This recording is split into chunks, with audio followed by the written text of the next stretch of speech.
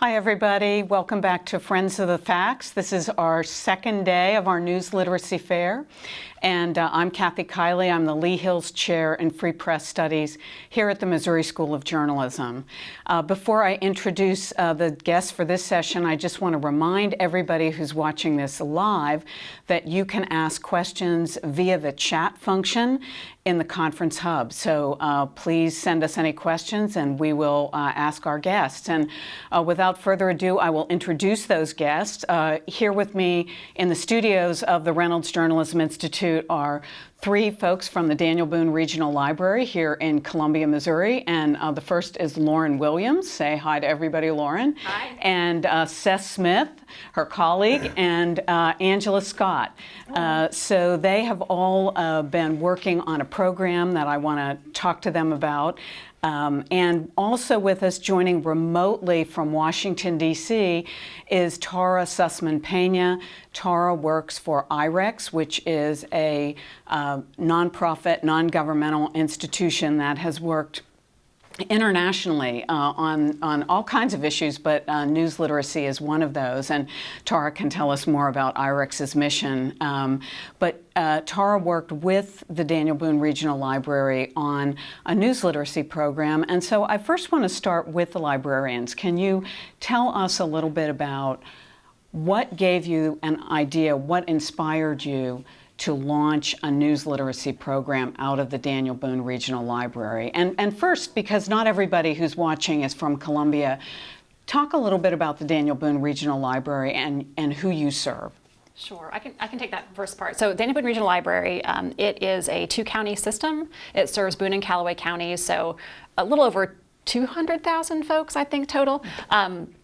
But it's unique in that we have Columbia, which is a metropolitan where the university is, large hospitals, large employers, and then Callaway County and then some remote parts of Boone are a lot of small rural communities. So we really do have a mix of rural and urban. Our population we serve is pretty diverse, geographically, interests, ethnically, what they do for a living. So you serve people not just out of buildings, right? Like most people think of going to the library, but can you talk a little bit about how you serve that population that's not necessarily in an urban center? Sure. Yeah, we do have we have a 4-branch system, so we have some branches in some of our smaller communities, but we have 2 bookmobiles that we serve places where we don't have branches, and then we have a vehicle that goes to daycare providers all over the 2-county area to provide materials and story times and literacy events and things like that.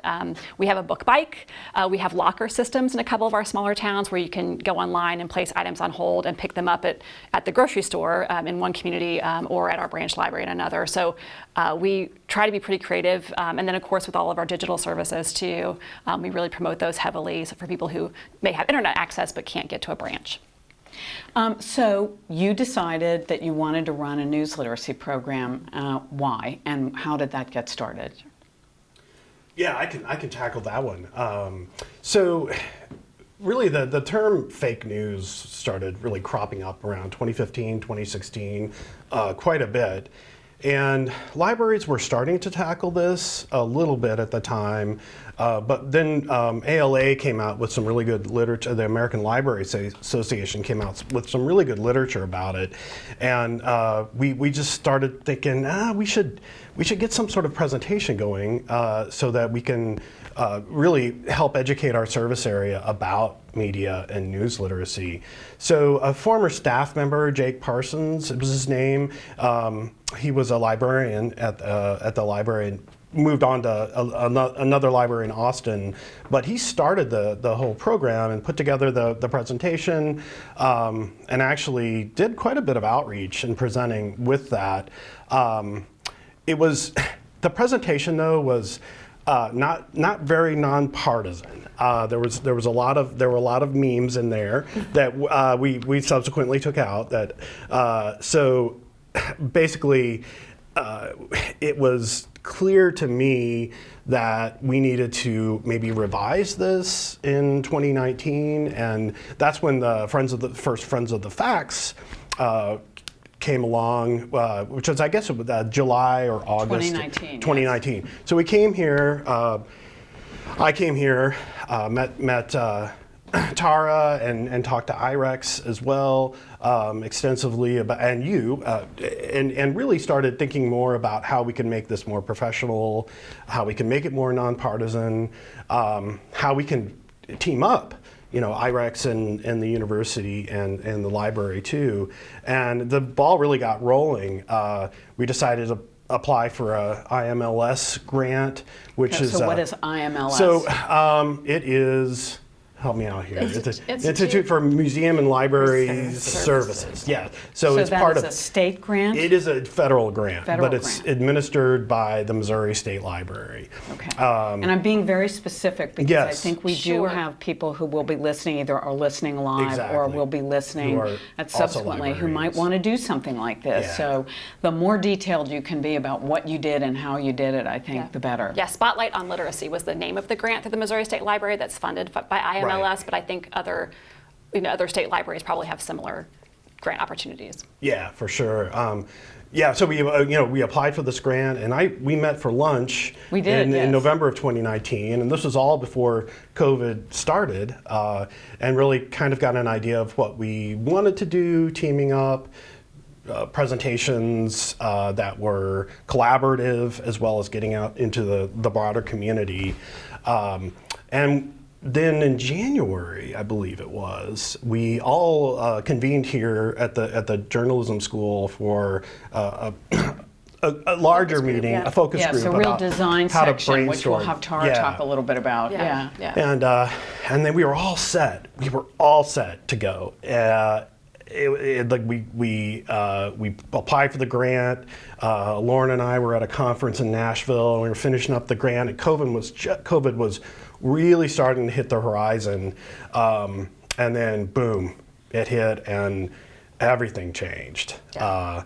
The whole spectrum of services that we were going to offer.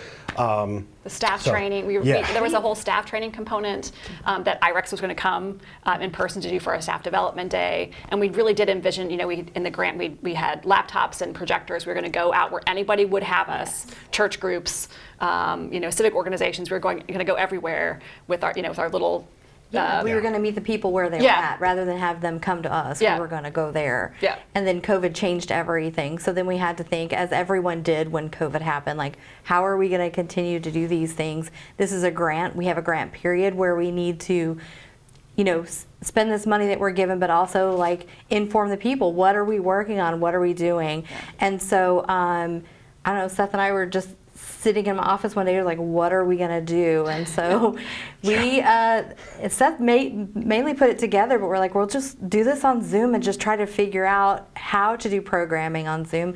Wasn't really something that we had done at our library very often. I know other libraries might have been doing programs that way, but we weren't at that point. And so just kind of trying to hit the ground and run. Yeah, it's hard to remember how naive we were about Zoom back then, right? Yes. But it was it's a different world now. Yes. Yeah.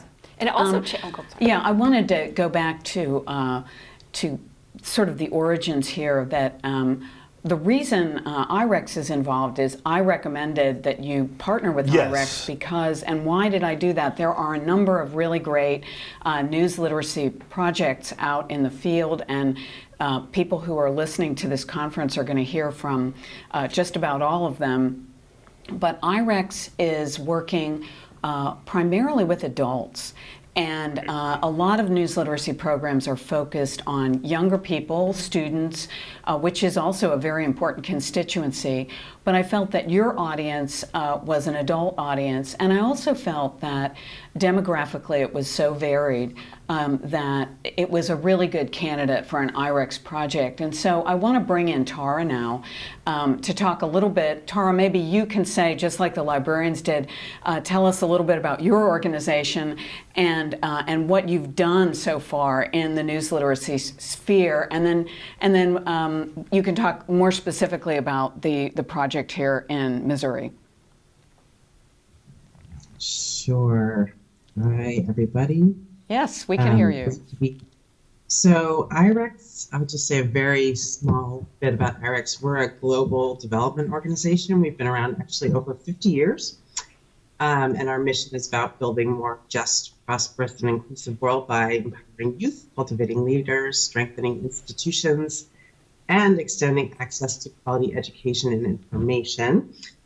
So basically that means we work really on the human side of human development, helping organizations, communities, individuals of all types help push themselves better along in whatever they want to achieve in their own development. And we've had really a huge increase in, we call it media literacy, news literacy. It's a very similar type of activity over the last several years. We started our programming in Ukraine in 2015, almost as sort of a rapid response to the escalation of Kremlin-driven misinformation, disinformation at that time, which had provoked a hybrid war, actual fighting, together with kind of war of words. And we were asked to do mostly programming for adults, and we had quite good results out of that, and decided that we would try to adapt the programming for other places in the world. It may be worth noting that we actually are still working in Ukraine. We have about 100 staff there. We've been there for over 2 decades, and we're actually still working in this area because the issue of disinformation is so critically important. You can imagine that we've had to pivot quite a lot in terms of our programming. And that's sort of a whole other story, but just, like where we started is still as critically as important as ever. Yeah, so I'll just interject, Tara, to say that when over 20 different countries in our methodology, which we call Learn to Discern, including some small initiatives in the United States, and we were really, really excited to partner with DBRL on this initiative starting a couple of years ago, and I can talk a little bit about how we started to work with them, and then I don't know if there's more questions after that about this. So you can imagine that, like, starting in Ukraine, coming to the United States, going to, as far flung as Jordan, Indonesia, Sri Lanka, Central America. There is no such thing as one size fits all, right? So we're always trying to balance. There are certain values, there are certain skills, there are certain kind of methodologies and ways of working that are critically important. And it has to be incredibly contextual. So this is always a really, really important thing. So we do take, Kathy mentioned design. We do take a human-centered design approach. And we really think of each new project as an opportunity to kind of redesign and adapt to what we're doing. And that was what the process that we took with the folks here today. It was a huge shame that we did not get to go there in person, but we sort of all adapted and kind of figured out how to do it. Some of you all were together there actually at the journalism school, and then we came in over Zoom and we did a number of sessions where we kind of thought through how to design what was right for the library audience. And one of the things, so co-design, that's actually one of the main principles, where we don't come in and say, here's our thing, plug and play. We always want to make sure that it's really, really relevant to the people that are going to be using it, right? And you all are the experts on your constituents, right, on your audience. So that's a really key principle, I would say. Another key principle has to do with humility, honestly, is that, I'm constantly in this. We're all learning. We're all going to get it wrong at some point. We all need this. So that's actually another really important principle. Okay, I think Tara's breaking up just a little bit, so I'm going to interject while we get that fixed. So one of the reasons that I focused on IREX is I went to a presentation a number of years ago in Washington where they talked about their work in Ukraine. And what I like about the approach is IREX will go to people in a community and look for influential people. But the influential people they look for aren't necessarily the mayors or the city council members, but they might be the person who's running the book club at the church or the Little League coach. But people who are respected in a community and who have an ability to influence other people. And so I just wondered if you could talk a little bit about how that approach, how you took what IREX suggested, and maybe even talk a little bit about the design process, whether there were any surprises, and then how you took that and realized it in our community. I want to, the point about who to go to, I think when you think about libraries in general, public libraries in particular, people really trust libraries. And I think we talked about that early on, is that we are an institution that people trust. I mean, they'll come to the reference desk and tell you their medical history without batting an eye, because they know our ethics are that we will not share that with anybody. We're going to help them, find the information that they need. So they really helped us dive deeply into the different types of people we had in our communities, the different types of people that might need to hear this message. We imagined, different audiences, on paper through some of those design sessions. And I should say we actually had community members in those design sessions. That design session was here at the Reynolds Journalism Institute. Yeah, it was. And they walked us through our own media consumption too. And one of the things that they did is that they sort of did a train the trainers type of thing on the back end of the design process, so that we had other librarians, along with us, really look at our own media consumption and the places where we get it wrong, like Tara was saying. Anything you want to add about the design process? Yeah, well, a couple of things. First of all, the learn to discern module that IREX uses has just been so helpful to us. Not only in the sort of the design process of the curriculum, but we were allowed to use some of the slides from some of their presentations. We took a lot of really great ideas from what they had taught us, especially in some of the train the trainers sessions, and utilize that. But also, so I think it's, and Tara could correct me, I think it's Matt Vanderhoof, who's yes, he'll be on tomorrow with Tara. He is. I believe he's a or is it Joel? It's Joel or Matt. They have basically they have a librarian who's part of this team. And just that is invaluable to have someone who's actually been in the field, who knows how to work with public librarians, especially. And I think we also really encountered a lot of that humility that Tara was talking about too. Just a really gentle approach to instruction and getting us to think about our own sort of frailties as news consumers as well too. So. Yeah. Which really helped us when we were talking to an audience. We're telling you about this, but it's not because we know these things. Like, we learned along the way that this is how this was. And so to be able to pass that on, the humility part, I think it really resonated with a lot of the people that were watching our presentations and participating in our presentations. Yeah. Was there anything in the process of getting ready to launch this program, either in the design process or elsewhere, that surprised you? You said you learned about some of your own frailties, but can you think of any one thing that really stood out? Well, I was, some of the things that we did beyond the just presentations, we had a lot of we sent out an email newsletter about this initiative. We had we have a paper newsletter that goes out to all the households in our 2-county area that talked about some of the tips and tools for discerning misinformation, and we have these little cards that people could put in a holder in the back of their cell phones that say truth or misinformation. Just have some tips about sort of care before you share types of tips. And then we were doing curbside pickup of library materials because of COVID, and so we were shoving information about this in every single stack of books that was going out the door. And we got some surprising pushback.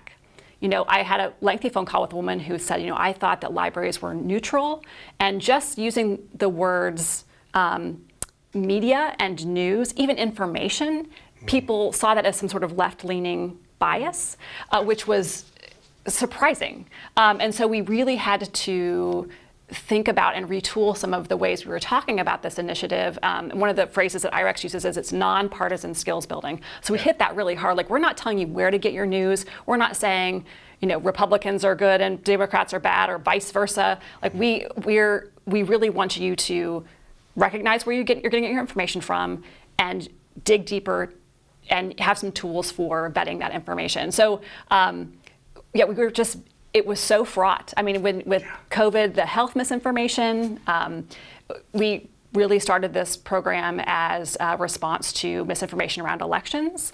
And when COVID hit, it became also about health literacy and misinformation around the virus and then around vaccines. And so it really is applicable to a number of things happening in our world right now. And so those things surprised me. I think too, it just showed us how much, even though you're trying to be neutral, how you're still biased to think the way you've been thinking all of your life. And so looking at that on paper and seeing how people see it, I really think that kind of at least opened my eyes to what kind of information can I give them. It doesn't seem biased to me, but when someone else looks at it, it might be. And so I think just kind of, it really makes you sit back and think about how you can say things and trying to have that nonpartisan, like trying to be unbiased. Yeah, you're really nodding emphatically, Seth. Do you want to add anything? I think this is such a huge part of it for me, just because being one of the things that was kind of upsetting to me about the initial approach that we took, not upsetting, but it caused some concern, is that there were a lot of memes on there that were very anti-Trump. You're talking about the original. Yeah, the very original one. This was like 2016, yeah. 2017. This is all pre-IREX, pre-Friends of the Facts. And it always just made me think, it wasn't really comfortable with it. So I ended up taking out a lot of the slides that were political, and because I feel like the only way, and it kind of reflects a little bit about the great conversation you had yesterday afternoon, Taylor had yesterday afternoon. What was the author's name? Who was talking about the where they get together at dinners and share. That's Philippa Hughes. Yeah. Right. So the only way and I will just interject to say, if anyone missed that session or any of our sessions, you can go onto our conference hub and watch that again. So, but yes, I interrupted you. Go ahead. No, the only way we can really make this effective and work through the kind of the pain that's a lot of the country's experiencing is making it completely nonpartisan, and also kind of reflecting, like Angela was saying, on our own biases. And there's so many. I went into this with so many misconceptions about how I was getting my news. I was thinking like my news source is the best, and we ended up taking out a couple of slides in our presentation, especially the famous. So it's basically ad fonts media. Yes, the bias media bias which is chart. very controversial. Very controversial, and we thought, who gets to decide who's left and who's right? Yeah, and we got some criticism for having that in there. It was a major learning experience in this whole thing. So can you walk through, for people who might be interested in doing something like this, is it a scary thing? Because you're talking about getting some pushback from your patrons. Is that scary, and how did you handle it, and how is there anything you would do differently now? Or it sounds like you are doing some things differently. So if you could be as specific as you can be, in case there are people out there who'd like to try it themselves. I mean, I think any time that you put yourself out there, any of your work, even if it's a collaborative effort, you're kind of putting yourself out there for any kind of criticism. That's always scary, because then it does make you look at yourself and be like, what could I have done differently? But as like Tara said, approaching it with humility, being like, just because I'm saying this doesn't mean that I know everything, and being willing and open to accept that feedback and criticism, and hope that it comes in a way that it's constructive and not hurtful, which not all of our criticism came back that way. But just waiting for that to come back and addressing it as it happens, I think made it a little easier. I know trying to return some of those phone calls when you're talking to people is so scary. You don't know what they're going to say to you on the phone. But I feel like even at the end of, you had a phone call that the person on the other end, they just had to agree to disagree. Right, and she said, I'm going to still use the library, and I said, I use that word like we're doing nonpartisan skills building. We're not telling people where to get our news. Yeah. And she somehow, it got to what I calmed her down, but she just had this belief because we were talking about the media, and her view was that the media is biased, is left-leaning. And so there was just no way we were going to change her mind on that. But I just you've trusted the library, please just trust me when I say this is what we're doing.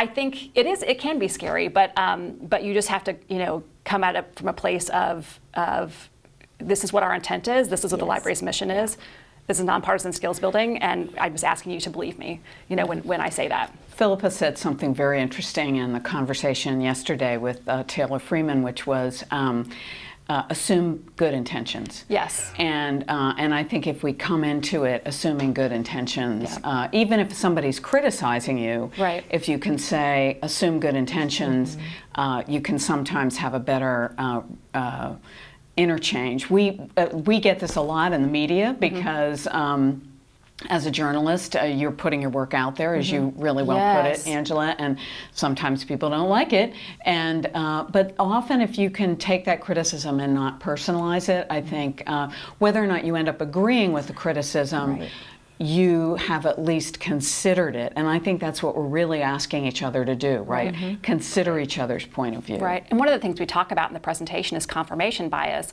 And so when you use yourself as a negative example, like you said, we're not coming off as we know everything about media information literacy and we do this perfectly. That talking about seeing something someone posted on Facebook, this headline or this picture, it agrees with my worldview, and so I share it without reading the article, without clicking through, without seeing who the source is, or if there's other news outlets who are also reporting the same thing. And so I've made those mistakes myself. And so it's really about we're kind of all in this together. Let's all get better together. Yes. And I think that goes a long way. I also think, too, is when you think about it, you're going to remember a lot of the negative responses, but I feel like all the love that we got from people that were really excited that we were out there putting this information out there for people to discern what kind of news media they were going to use. It was nice because you're sharing information resources, which as librarians we do. That's what we live on. Yeah. And so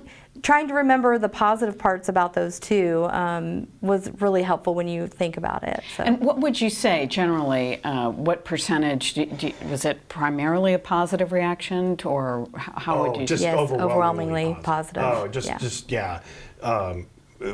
So we had definitely a strike against us when COVID hit.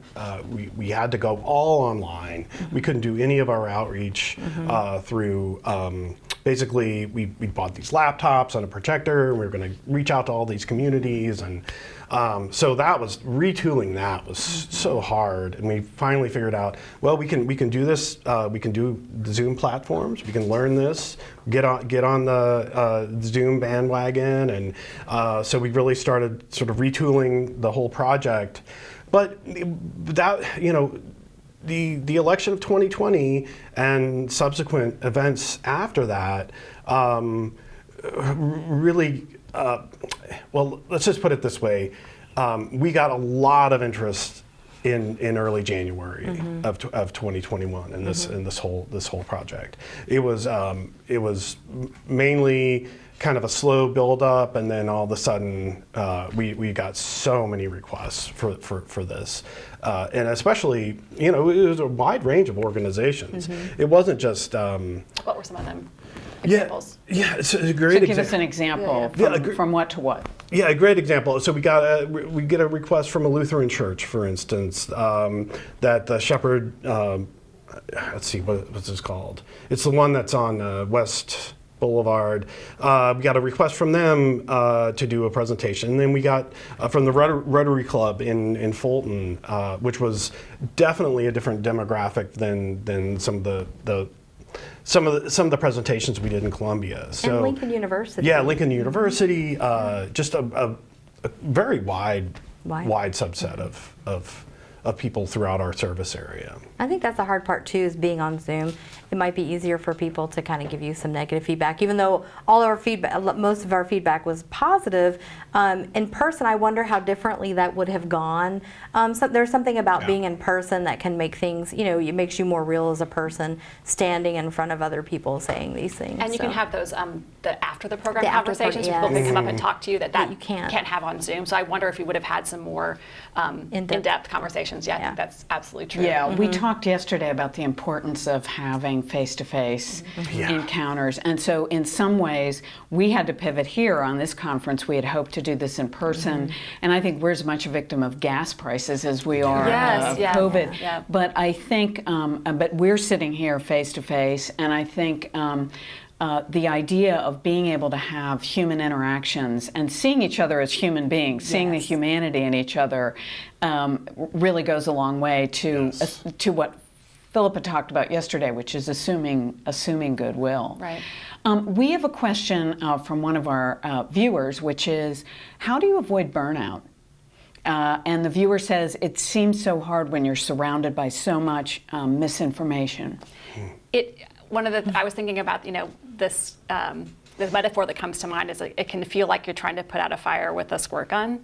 I mean, because there is so much misinformation, but it's one person at a time. It really is. And like Seth said, when the insurrection at the Capitol happened, we had all kinds of people. People feel it. They feel this out of controlness, and that they don't know what to believe.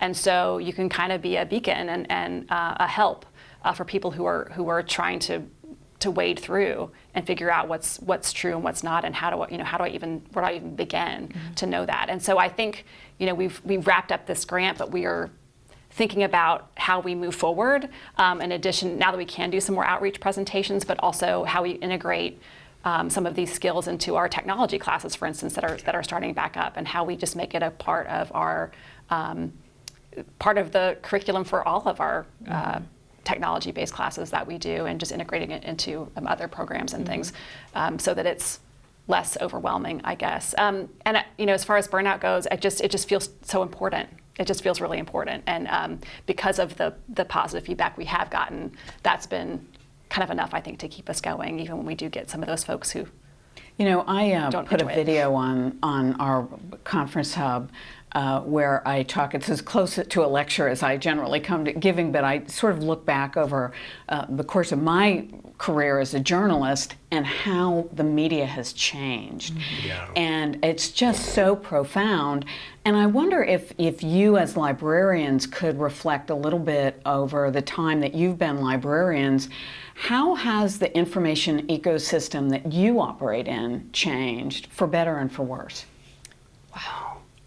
Seriously, just thinking about just the internet computer use and just social media in general. I mean, it's really changed. I mean, when I first started working at the library a long time ago, we had one computer that people could use to get on the internet, or like three, maybe there were three.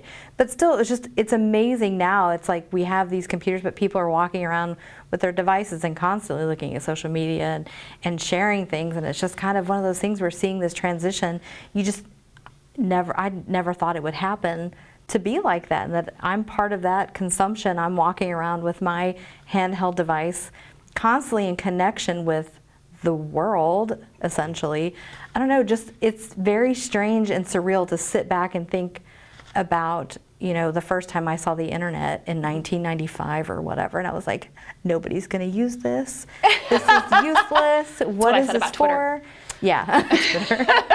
Well, I just think about, librarians used to be kind of you were the gateway to the information. Like we were providing the information, and now it seems like you hear arguments about libraries being irrelevant because there's the internet, but now I feel like we're more of guides, and that we help people, make sense of the fire hose of information that's available. We help them weed through and find what's good. A lot of the questions are the same that we get, but the one of our reference librarian friends who's been at the library for 30 years. she just said the questions are very similar, they're the same, but the tools that we use to answer those questions and the tools we're teaching people to use are completely different because of the digital age. And there's just, the explosion of information, the explosion of publishing, all of those things have really changed the ecosystem for sure. So we can get Tara back, and I want to ask her, I know she wants to talk about a little bit about DBRL, and I also wondered, Tara, could you also address the question, since you work with misinformation and disinformation so much, how do you avoid burnout?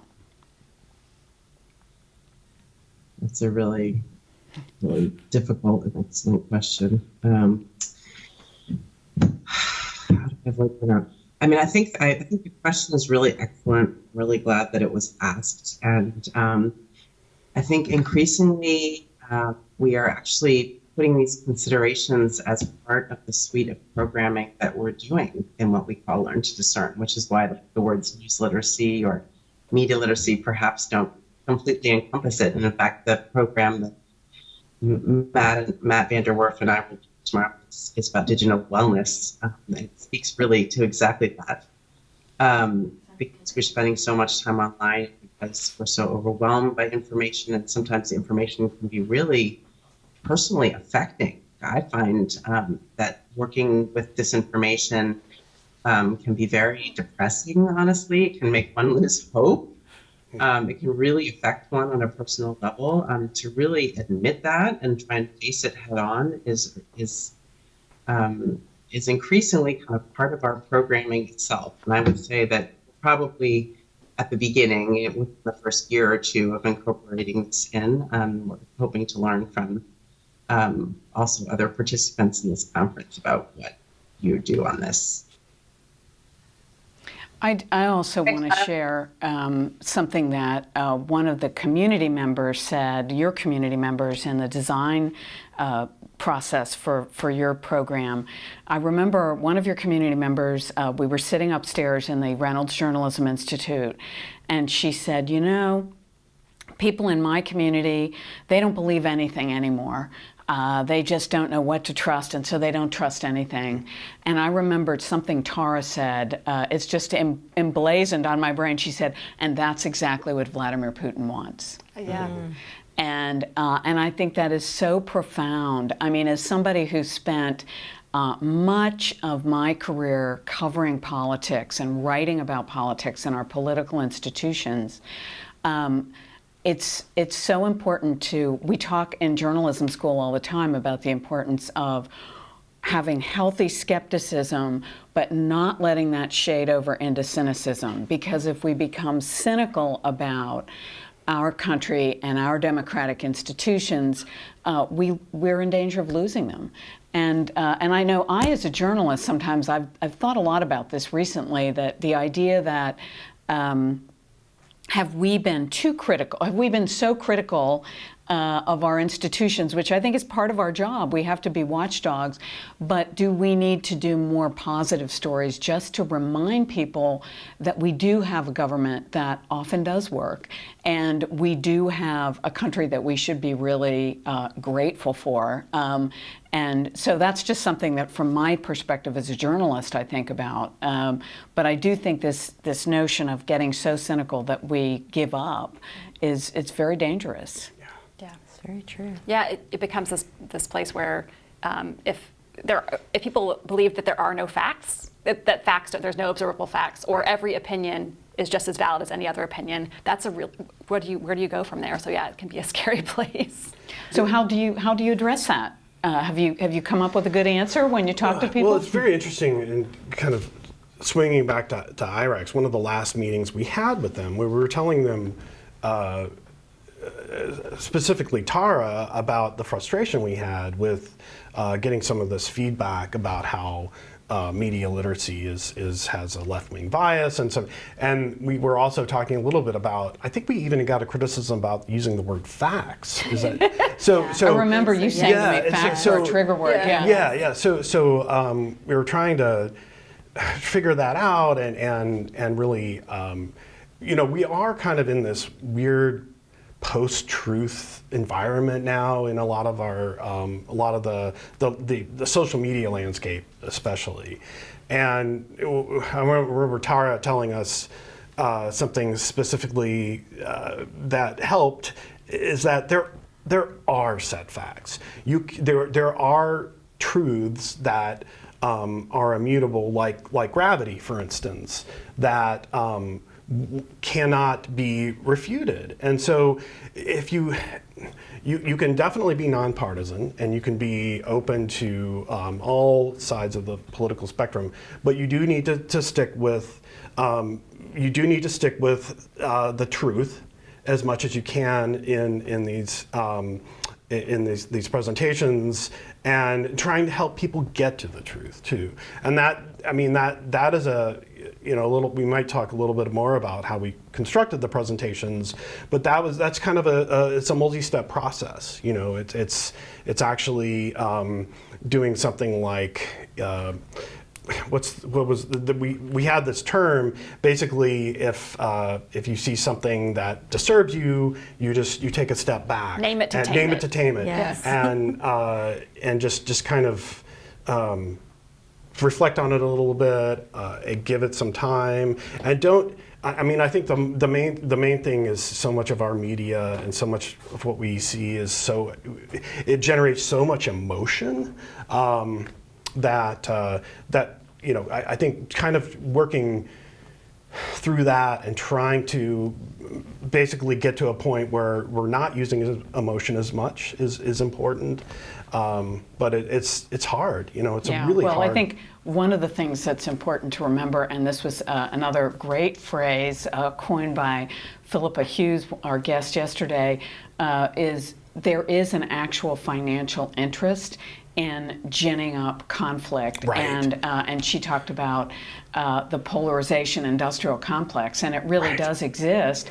And so I think people need to be aware that that's out there. And so if something is appealing to your emotions and you have those itchy fingers, you want to retweet, that is when, that's probably when you should be the most careful. That's certainly one of the lessons that IREX teaches. Absolutely. Do you want to talk a little bit about, you said, and I think you're right, people will want to know, how did you construct the presentation? You talked a little bit about making changes and editing. Can you talk about, again, thinking of people who might want to do what you did, how do you put together a presentation, and what's really worked for you, and what have you ended up discarding? You talked a little bit about some things, but maybe tell us. Well, I could start. So basically, we had this brainstorming session in January of, it was January of 2020, with IREX and you guys here, and really tried to get an idea of what a curriculum would look like that would be acceptable to the sort of the larger service area, but like I said, what it involved is sort of this multi-step process where you're thinking about not only how you're getting your news, but also what kind of devices you're using. For instance, there's a part of the presentation where we talk about our news habits and our digital habits. And that was one of the things that IREX really hammered home. And in the first Friends of the Facts, we sat down and did a workshop where we were basically thinking about how much am I online, and how do I get my news from the television or the radio, and where do those news sources come from? And I think that kind of reflection is really a huge step forward for a lot of people. And I don't know if either of you wanted to add to the presentation part of it and what we did. You kind of built that presentation a lot from those brainstorming, but that also brought in the whole algorithms and how Google responds, and so just kind of getting into the nitty-gritty of things that you may not think about as you're Googling something, right? We go to it every day. That's how we kind of start searches. Just as a general public even. And just seeing that those things, when you're talking about the money makers and those different things, and just looking at it from a whole different perspective, it was really, really interesting to me, never having thought about that and being like, you were talking about monetary, I mean, there's money for everything. And so just trying to build in those things that maybe people don't see, that come from just kind of digging a little deeper. And so Yeah, I think for Seth did a really good job. A lot of people, especially our students, don't realize that every bit of information you give the machine, which is your likes, your clicks, what you're searching for, is pigeonholing you. Right. Because it is in the interest of news platforms or social media platforms, really, or internet platforms, to keep you on the site. So why would they give you a story that disrupts your confirmation bias? Right. Right. So, Yeah. Right. And I remember people being surprised when we would talk about if I Google something and Angela Googles something, we're going to get different results based on, and we had people who they couldn't quite believe that, but yeah, it's going to feed you It's a results. great exercise. Yeah, it It's a really, great really exercise. is. Yeah, and that's something that I'm looking forward to when we get to do more of these in person, is being able to have it be more workshoppy, a little more hands-on, is something that we're hoping to do, so people can see some of those things happening in real time, and really go through. And some of the exercises that we did, where they do examine, they have their phone in their hand and they examine, they can look at the digital well-being and see how much time they've spent. So, I think there's a number of things we would like to try. Yeah. Seeing is believing. Yeah. I remember asking students to keep a media diary once, and one student came back and was very candid and said, giving a detailed rundown of how often he had been using various forms of media, and he said, I was at a party and I was feeling socially awkward because I didn't know very many people there, so I took out my phone and pretended to be texting. And I realized then, the smartphones are the cigarettes of this generation. Oh. It's the thing you use when you're nervous, and but then it becomes addictive in the same way cigarettes do. So and to some deleterious effect. So I'm really looking forward to Tara's presentation tomorrow on digital wellness. I think it'll be something that's very timely. Absolutely. Yeah. You talked about, Lauren, you talked a little bit about how you adapted to the COVID and having to go into a different format. And you really have used a lot of different methods of outreach. You've got paper bookmarks and you've got little flyers. Can you talk a little bit more, and how useful do you think that is to have multiple forms of media and ways to reach your audience? I think it's really important. Even though we're talking mostly about digital literacy, we're working with adults, a lot of older adults, particularly those people who've come to some library programs in the past or the technology classes, and so they are still getting news from their newspaper. They'll come to a class because they saw an ad in the newspaper. They are still watching TV, and they read their mail. And so I think having some of those analog ways to reach people, like that newsletter that we do, I think is really important. But we also, IREX had a campaign early on in COVID called Wash Your News. They had digital images and a daily tip for like 10 days. And so they let us piggyback off that and adapt those to do a campaign on social media, which of course is where people are. It's where we were a lot more during COVID. So that's something that we decided to do. And again, like I said, just putting in these little tip cards and so that people could have them stuck to the back of their cell phones when they might need them, having that information in people's hands. I mean, we got people who might not necessarily otherwise have reached out or thought about it. I think it was really important. It's really interesting too, because some of the things, like we have this little lens cloth, this little like glasses cleaner, but it's got tips on it.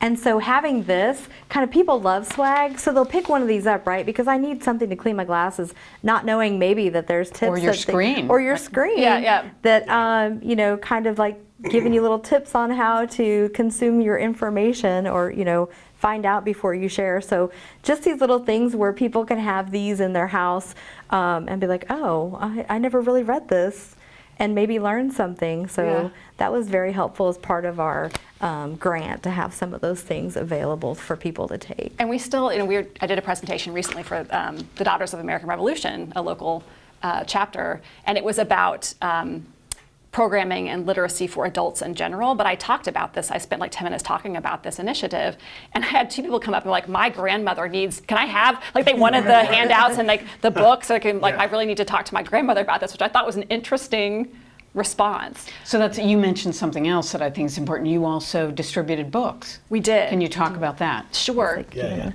So people who attended the presentation, they could, we had 2 different books, and they could choose one or the other.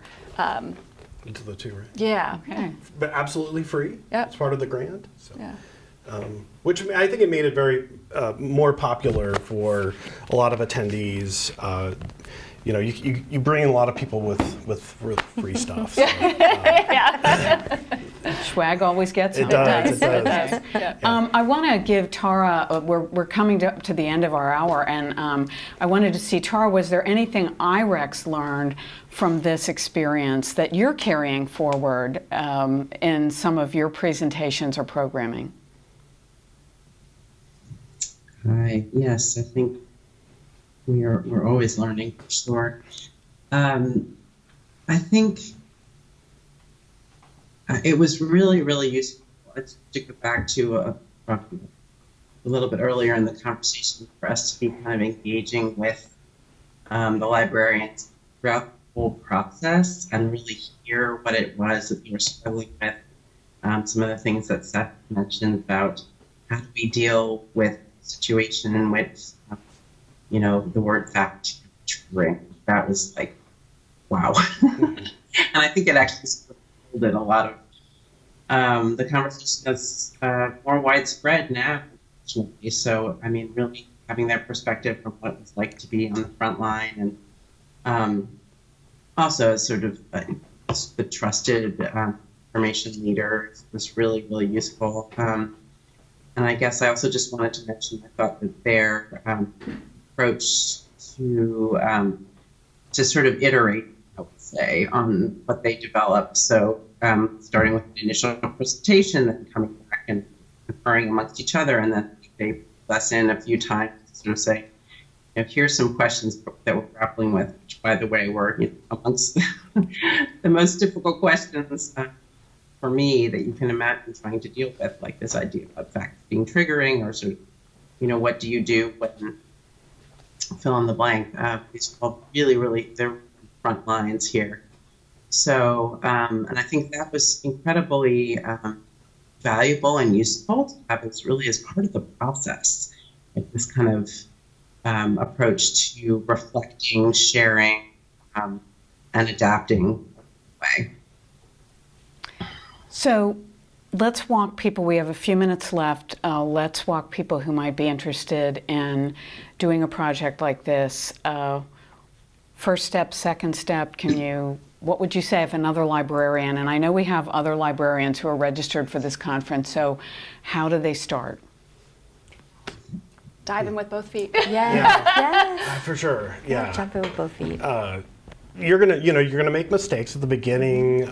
We made plenty of them, and we really it took us a while to really get our presentation and our project solidified. But you know, I think partnering is also really important, and without the Reynolds School of Journalism and IREX, this wouldn't have been half of what it is now. So I just really think, you know, partnerships are invaluable. They've really strengthened us, I think, as an institution, and also this project too. And so yeah, it's just jumping in, and there's a lot of great resources out there. Yeah, too. I think one of the things that helped when we started with the design process was really trying to focus down what our goals were, because like we want to fight misinformation. That's way too broad, and so those community members helped us talk about things like I want people to understand, like before they share something, we want to focus on social media probably for the most part, and then have people understand how they can decide whether something they're about to share, something they're reading, whether it's true or not. How do they evaluate what they're encountering online? So we narrowed it down. in that way, and that was really helpful to kind of set some goals initially. And you can start small, like if you are doing programs at your library, invite people in, but identify those organizations that you're working with. Like the League of Women Voters was one that came up early on. They do a lot of civic engagement and education, and so they seemed like a natural partner. Can we do a program with you or for you? The American Association of University Women. Like identify organizations that you feel will be friendly towards this kind of content and this education, and you can kind of hone your skills that way, and then start reaching out to churches and smaller, community centers and places where it may be a little, you may not be preaching to the choir in some of those cases.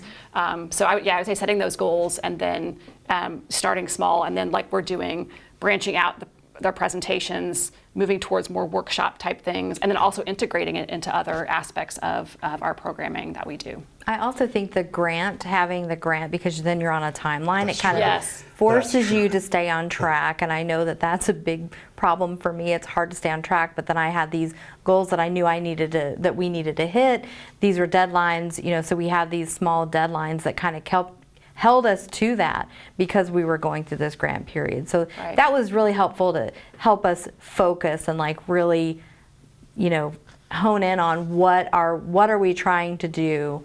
And then we had to explain why we were doing it. So that was also the grant, like this is what we want to do, but why? And so that really helped us kind of focus and stay on track. So we have a listener wanting to know the names of those books again. So could you just say the names of the books and the authors as well? Yeah, Thanks, Seth. absolutely. So the first one is A CIA Analyst's Guide to Spotting Fake News. Actually, the title starts True or False, A CIA Analyst's Guide to Spotting Fake News by Cindy Otis. And that's Cindy with a C? Yes, Cindy with a O-T-I-S? C. Yes. Okay. And the other one is Keep Calm and Log On, Your Handbook for Surviving the Digital Revolution, and that's Jillian Gus Andrews. Okay, Jillian with a G, Yes, right? And yeah. Andrews, like the man's name with an S. Okay. Yeah. All right, yeah. great. So, yeah, both really excellent books. I think they were very useful to the conference attendees. Okay, last question, and you get no more than 3 words to answer. Oh my gosh. Lauren, you said you wanted to keep doing this because this is important. This is important because Facts matter. Civics. I have no idea. Facts do matter. They do. We're going to stop people from being so cynical. Okay, and I'll say, and so does democracy. Democracy matters too. Well, I want to thank Tara Susman-Peña for joining us in Washington. I know she's a little under the weather, so you're really a hero to come on. And I want to thank Angela Scott, Seth Smith, and Lauren Williams of the Daniel Boone Regional Library for being here and being our partner in this effort to spread the word about news literacy. And I want to remind everyone that Friends of the Facts will continue at the top of the next hour, 3 p.m. Central, and you will be with Taylor Freeman and Julie Smith talking about news literacy and how to get better at it. So join us again and keep coming back. Thank you.